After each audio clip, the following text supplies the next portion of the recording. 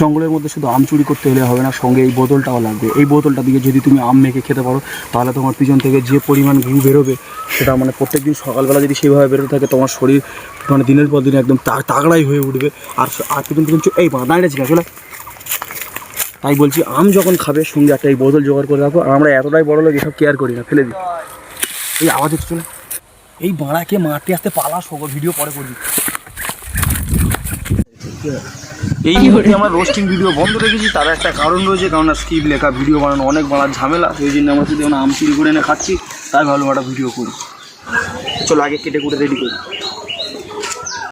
अभी हम लोगों का आम एकदम नून लंकार गुड़ो धने गुड़ो तारपर ओटा कि मौरी गुड़ो ना कि बना नाम टाम जानी ना से सब दिए रेडी।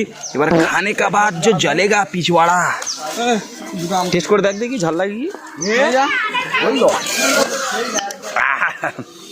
चलो चलो आगे खत्म करी।